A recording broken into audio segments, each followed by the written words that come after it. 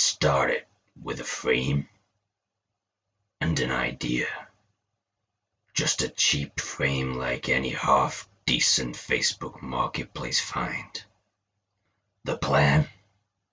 To create a gravel bike that looks a bit like a Scotfoil road bike from a 1989 steel Diamondback. I had big ambitions, but basic tools. So I sought wisdom from RJ the bike guy and employed brute force and ignorance to get the project moving. There were some dark moments. Mistakes were made, and some parts put up a fight. But in the end... Well, I think you'll agree I nailed it! Apologies, I think I was possessed by a mixture of Batman and Marv from Sin City there, but my throat really hurts now, so I think I'll revert back to my normal voice and we'll go through what I've been up to since the last update. So I finally got around to building the Woody's Fender style mudguard for the back of the bike out of wood, which basically involved haphazardly sawing this 2400mm length of pine that I got from B&Q into sections. This pine cost me £6 for the length, and it's 46mm wide and 4mm thick, and I ended up cutting it to half this length in the end and only using 2 layers because it was very tough to bend. I didn't have any metal G-clamps, so I used these plastic clamps that I had and an old wheel to try and get the shape of clamping it around the wheel, but the clamps weren't strong enough, so in the end I ended up using gaffer tape or duct tape really tight to get the shape that I wanted. With basic DIY store wood glue between the middle 2 layers, and the top layer and the bottom layer were basically sacrificial because they got covered in tape.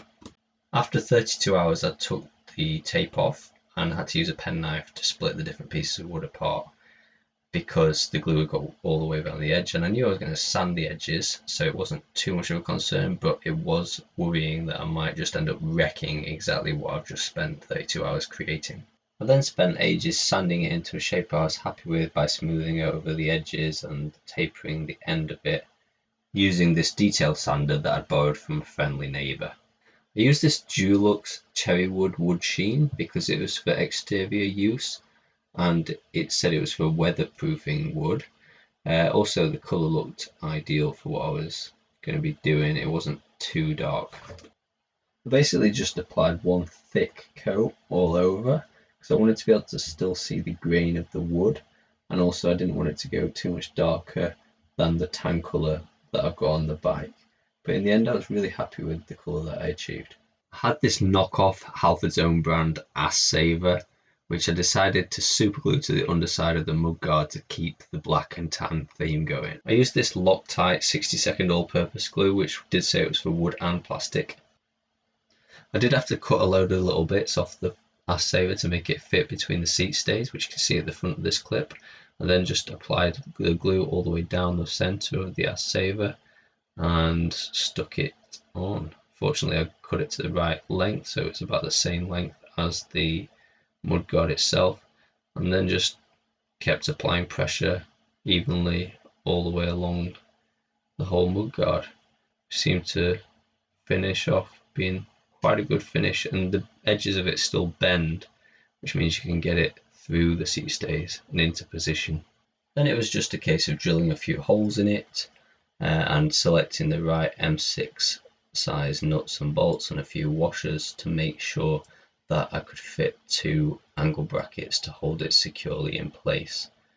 I did have to cut the tops off the angle brackets just so they were shorter on one side, which gave it a more finished look. And there you have it, a custom Woody's Fender style pine and plastic rear mudguard. I love it. You can still see the grain in the wood here, and I've even left this one knot in the wood to give it that extra bit of feature, which I filled with wood glue, so it's perfectly fine.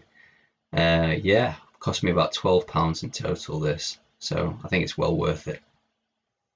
In the last update video I asked you for ideas for a patch or patches to put on the front of this custom rando bag that my wife and I made. Pretty much the most popular idea in the comments was to put the actual competition name onto the front of the bag. So while I was messing about with the rear mudguard, my wife has kindly ironed on Spindat Trasher Bash 2022, and I think she's done an awesome job. The photos you're seeing here from my first ride out on the fully finished bike, and the eagle-eyed amongst you may have noticed that I've used some of the leftover pine from the mudguard to make a shadow stand. Anyway, here's the footage from that ride. So I'm just going to head out for the first section of road with the gravel tyres with the Billy Bonkers on. We'll see how fast we can get to the end of this 5-ish mile road section. So I'll start my watch. Yeah, I've got 2 full water bottles and the sort of skate shoes and normal flat pedals on. So yeah, let's go.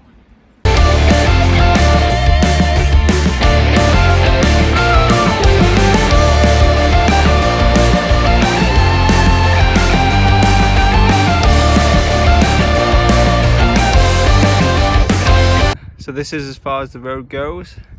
The bike's done well. So yeah, a nice ride along the edge of the water, and it took me 21 minutes. So we'll see, after going and doing the gravel section over there, how long it takes in road mode. So before we find out if road pedals and tyres are actually any faster at all, let's go through the build spec of this bike to remind ourselves of all the different components that have created it. It's a custom painted 1989 Diamondback Ascent frame set. It's a SRAM 1x10 speed drivetrain with a SRAM Rival 42 tooth single ring at the front and a VG Sports 11 through 42 tooth cassette at the back.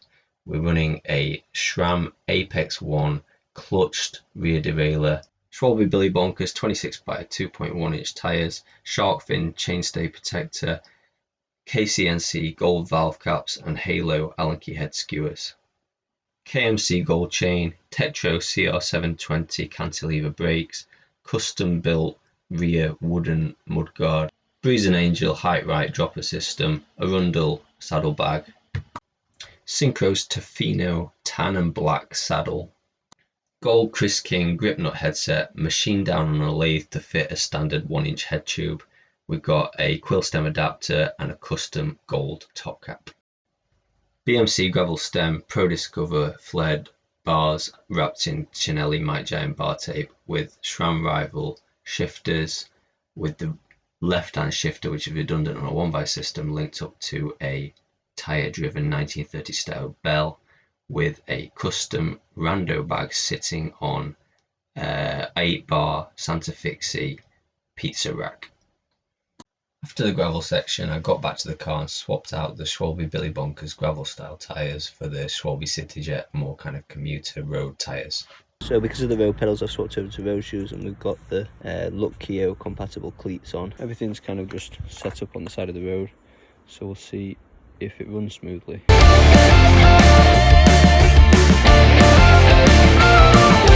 It took exactly the same amount of time, 21 minutes. But to say I'm pretty knackered, I'm pretty tired out after riding so much, and I think maybe it would be slightly faster, but nothing to write home about. My plan now is definitely put the Billy Bonkers back on, unless this becomes a pure commuter, in which case I'd probably go with the CityJets, but still with flat pedals. I don't think there's any need for road pedals on a gravel bike.